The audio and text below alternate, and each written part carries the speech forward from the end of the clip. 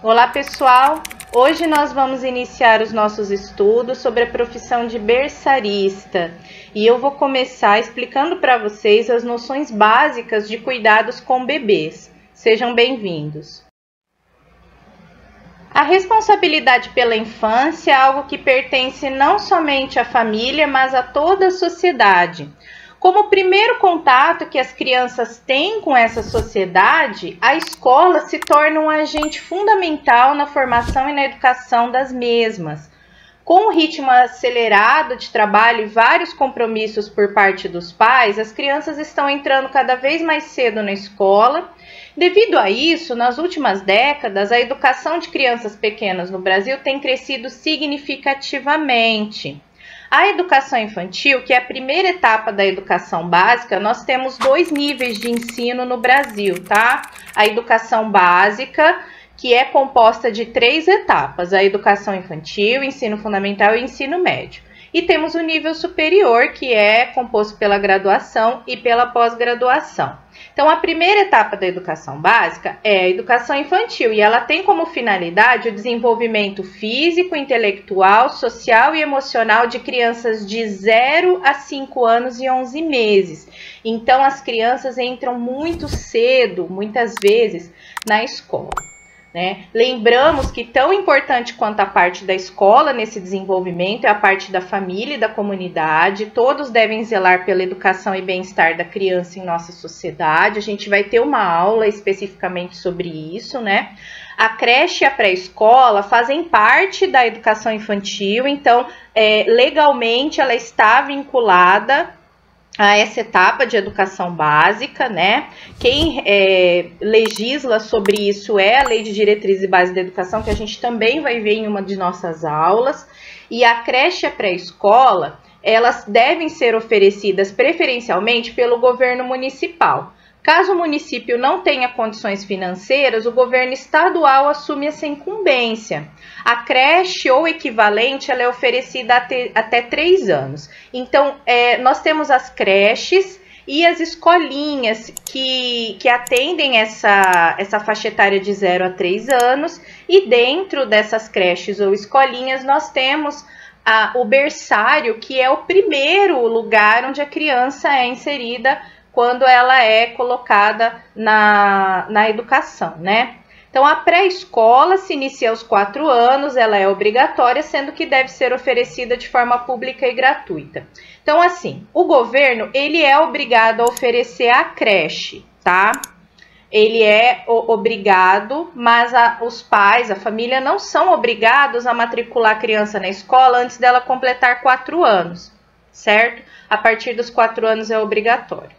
Então, a educação infantil, antes, ela era uma etapa pouco procurada para a educação, sendo voltada mais a cuidados, mas atualmente recebe a mesma atenção legal, pedagógica e social das outras etapas da educação básica. Então, a creche, até mais ou menos a década de 1990, ela era voltada para cuidar das crianças, né? Cuidar da segurança, da alimentação. Hoje, a educação infantil ainda tem essa função, porque afinal de contas ela recebe um público de uma faixa etária muito pequena, né? São crianças, são bebês, então ela ainda tem que cuidar, a gente vai ver isso nas nossas aulas.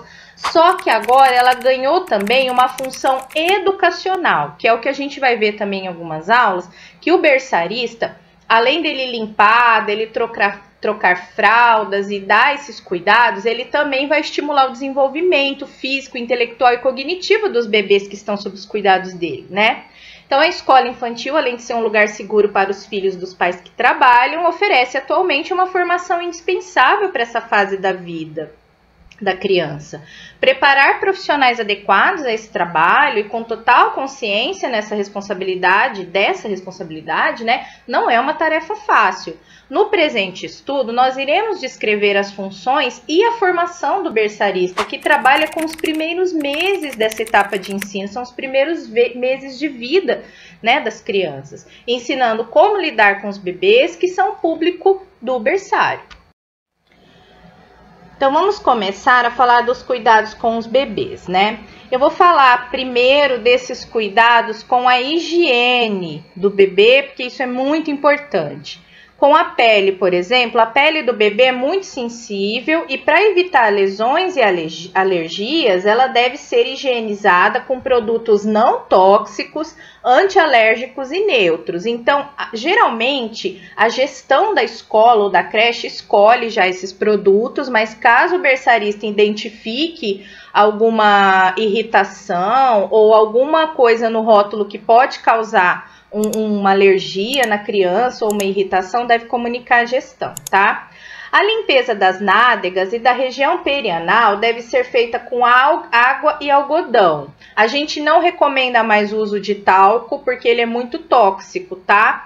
Na troca de fraldas, pode-se utilizar um sabonete suave, desde que com posterior enxágue e em seguida pomada anti-assaduras. Também não se recomenda mais os lenços umedecidos, porque muitos deles têm produtos tóxicos, né, que causam irritação, principalmente em meninas, se você limpar muito dentro da vagina das bebezinhas, tá?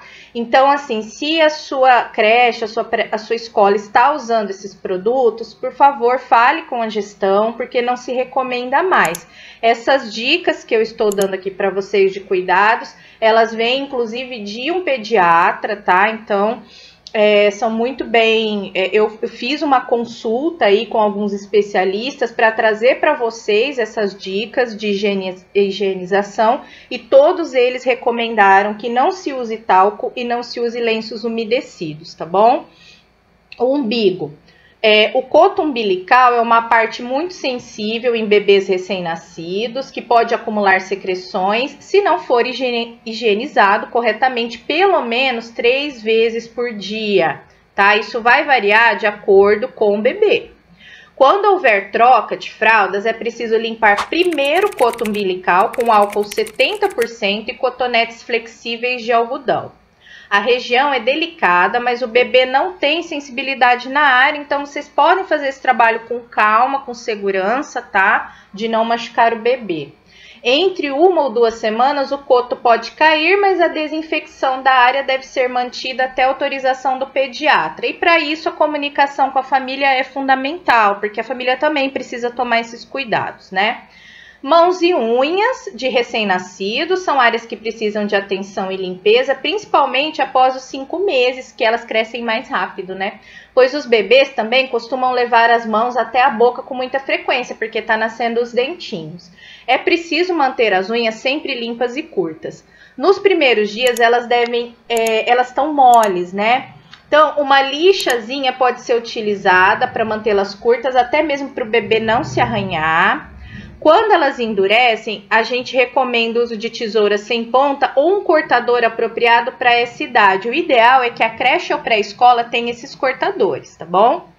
As orelhas dos bebês, elas produzem cera, assim como a dos adultos, mas vocês não devem utilizar cotonete de algodão para limpeza interna. Aliás, nem adulto, nem criança, nem ninguém deve enfiar o cotonete no ouvido, tá? A limpeza, você usa o cotonete para limpeza externa da orelhinha, assim, né? Para secar depois do banho, nada de colocar no ouvido da criança. A melhor maneira de limpar as orelhas do bebê é higienizá-las na hora do banho e secar bem a parte externa com uma toalha macia.